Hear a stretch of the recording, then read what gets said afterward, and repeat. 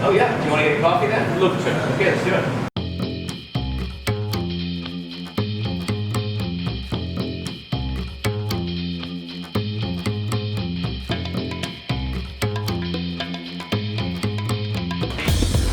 Good job. It is nice. Luke, tell me what you used to do. Yeah, I was a... Actually, before we get into meeting Chris and Luke, I should probably explain what's going on. So I'm in Toronto, I'm there shooting a whole series of videos about the best places to eat in the city, and you're going to be seeing that over the next coming weeks on Food Busker. I'm a real sucker for a classic cheeseburger, and I heard that these boys at Rudy's, well, they were nailing it. Look, I don't want to blow my own trumpet, but one of the things I'm really good at is connecting with people, getting them to trust me, getting to know them, and I think if I can have a laugh with these lads and get on with them, they'll share with me their secret to why their burger's so good. Tell me about the grind. I'm going to tell you that. Well, what about the sauce? Tell me about the sauce. No, we can't tell you that. How about how you cook it? That's a secret.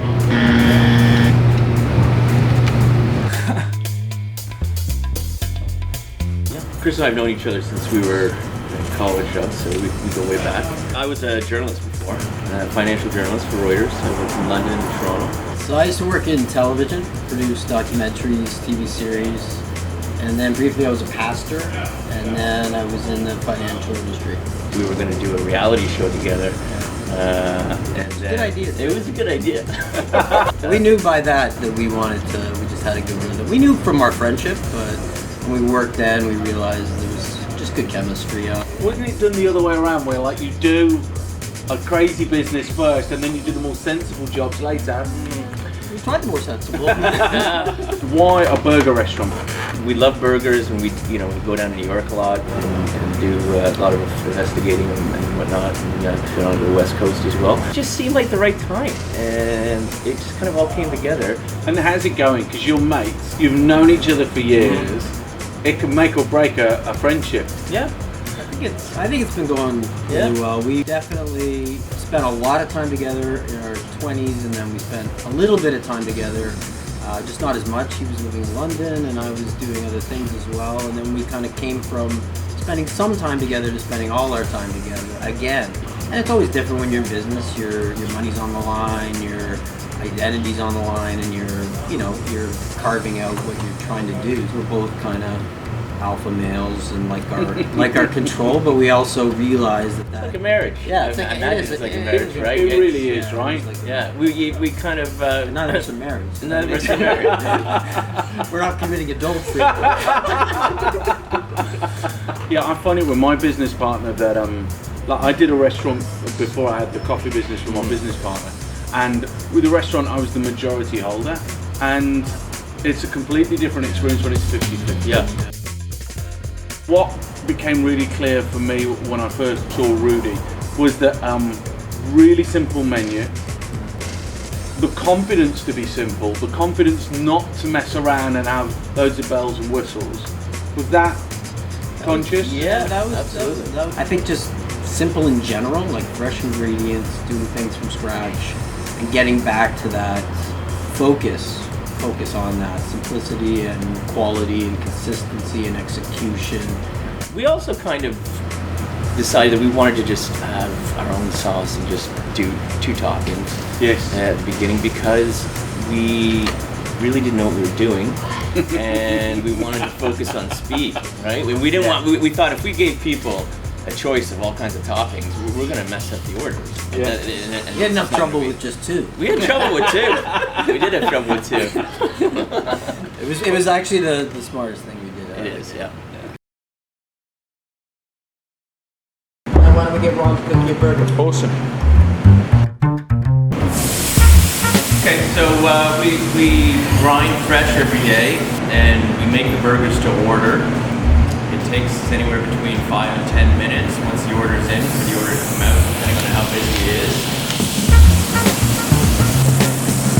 We cook the burgers on a flat top, and we flip them once, and that's it.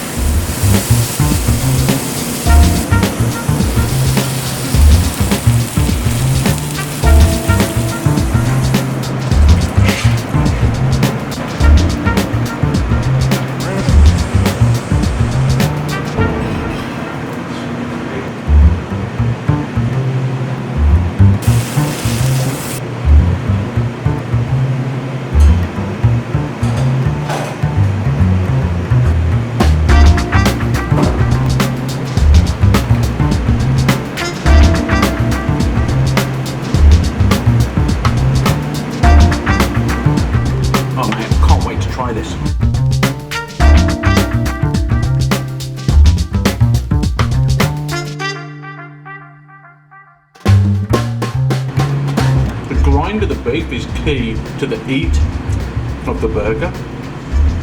It's got more consistency, it's got some chewiness to it, it doesn't just like collapse in your mouth. That contrast, that texture that it gives adds to the enjoyment of the burger. You see,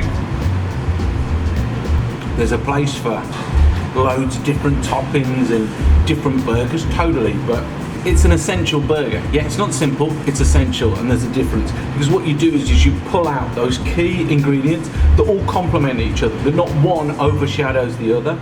And it just sings like, that's a great cheeseburger. That's worth making the schlep over to here to try that. It's the fact that they do it fresh to order, that they keep the grind to themselves, that the sauce is just sweet enough, but it complements, it doesn't overshadow anything.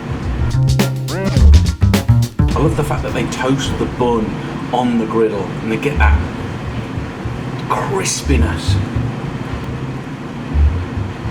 Like that. It's a bit like a trip down memory lane. Do you know what I mean? It's like the first beef burgers were like this.